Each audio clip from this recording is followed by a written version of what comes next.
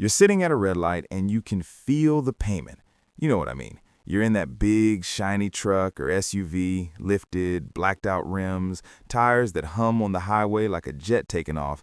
And instead of thinking, wow, I love this thing, your brain quietly goes, $890 a month, plus insurance, plus gas, plus that last set of tires that cost more than my entire first car. And then you glance over and see it reflected in a storefront window and think, yeah, but it looks so good. My name's Mark, and I spend way too much time thinking about that exact tension. The part of you that loves the vehicle, the image, the feeling, and the part of you that's quietly screaming, this is why you're broke, dude. And there's this term that gets thrown around, especially in truck culture, that I really like because it's kind of funny, but also kind of brutal. Pavement princess. Big, capable, overbuilt vehicle that never actually leaves the pavement. It's all show, no mud, no work, just payments. The reason I want to talk about this isn't to roast you for liking nice things. It's because once you understand the trap behind that pavement princess mindset, and it applies way beyond trucks, by the way, you start to see why your money never seems to get ahead, no matter how hard you work. And when you see it clearly, you can actually decide, do I want to keep feeding this thing, or do I want my money to finally start doing something for me? So let's unpack this, gently, what the pavement princess trap actually is. Let's just define it in normal human terms. A pavement princess is a vehicle you overbuilt or overbought for a lifestyle you don't actually live. It's lifted, tuned, armored up, but its natural habitat is Target, Starbucks, and the office parking garage. And again, no hate. It's funny because it's true. The trap part is this. You've tied a huge chunk of your monthly cash flow and your identity to something that costs a lot, loses value fast, doesn't actually make your life that much better day to day, and quietly blocks you from doing the things you say you want long term. It's not just about trucks either. The same pattern shows up as the luxury SUV that's never leaving suburbia, the performance car that never sees a track, the designer lifestyle you're financing to look like you've made it, even though your bank account disagrees.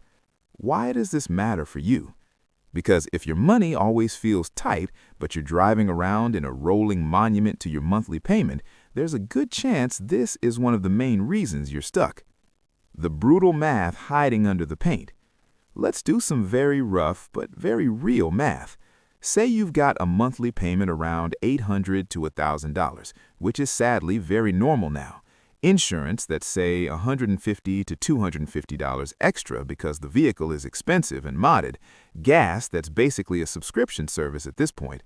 Maintenance and tires, and if you've ever priced big off-road tires, you already felt your soul leave your body. All in, it's not crazy to be dropping $1,200 to $1,500 a month on this thing. That's $14,000 to $18,000 a year. Now here's the part that stings. If you took just, say, $700 of that, not even all of it, and redirected it into debt payoff or investments or savings for a down payment, over 5 years, even with average market returns, you're talking tens of thousands of dollars difference in your net worth. I'm not saying sell everything and drive a 1997 Corolla. I'm saying the math of a pavement princess is brutal when you zoom out. You're trading flexibility and wealth for vibes in the parking lot. And honestly, a lot of people don't even love the thing that much by year 3. They love what it said about them when they got it. It's not just about the truck, it's about identity. Here's where it gets deeper. Nobody buys a giant, tricked-out truck or a luxury SUV just to get to work. You're buying a story. I'm successful. I'm the outdoorsy, rugged person. I made it out of where I grew up. I'm not that broke high school version of me anymore.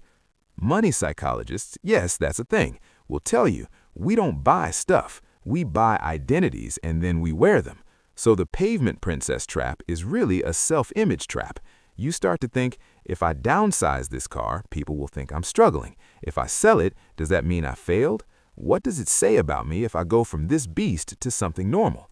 And because your identity is now tied to 6,000 pounds of metal, you stay stuck in the payment, in the gas, in the mods, in the lifestyle orbit that comes with it. I've felt this in my own way. It's weirdly humbling to go from something flashy back to something practical.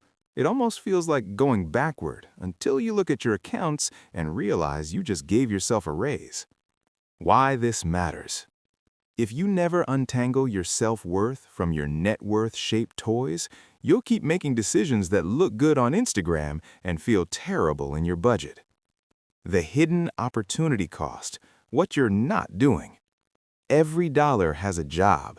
If it's out there cosplaying as a monthly payment, it's not doing anything else. So when you're in this pavement princess trap, you're not just paying for the truck, you're paying in delayed freedom. You can't quit the job you hate because the truck note doesn't care that your boss is insane.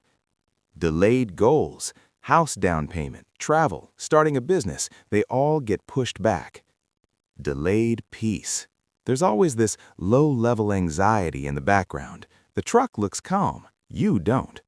You might tell yourself, it's fine, I'll upgrade my life and keep the truck once I make more money. But if you keep the same pattern, every time your income goes up, so do your toys, you never actually get ahead. You're like a hamster in a lifted, leather-wrapped wheel. Quick exercise you can actually do.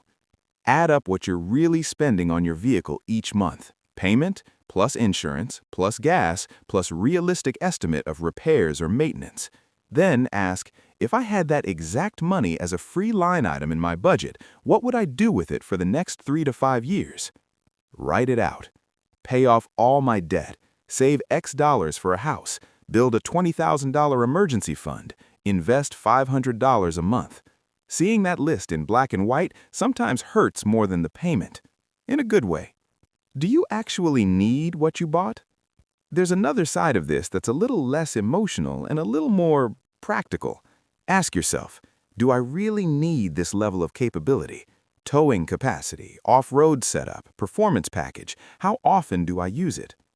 Could I do 95% of what I do now with something cheaper to buy, cheaper to run, and cheaper to fix?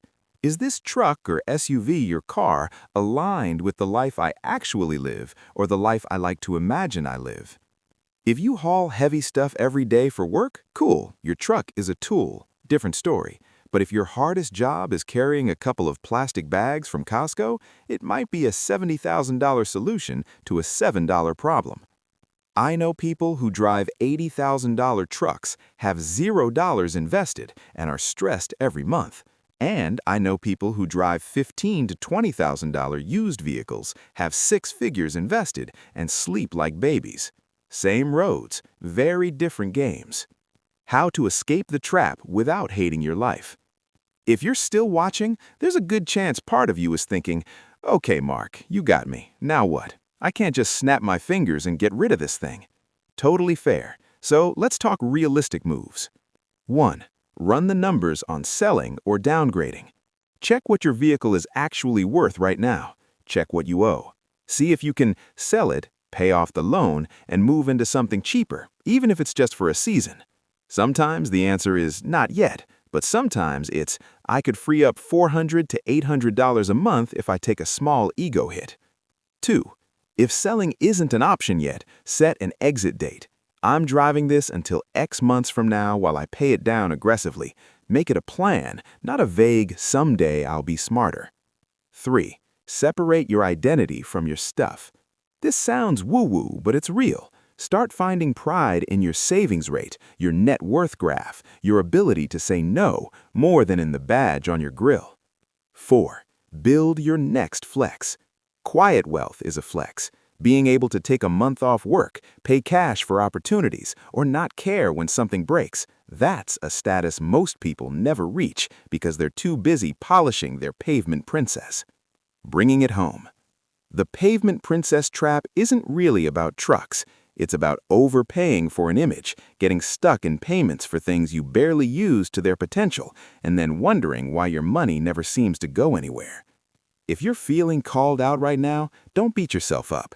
You're playing a game that's heavily marketed, socially rewarded, and honestly feels good in the short term.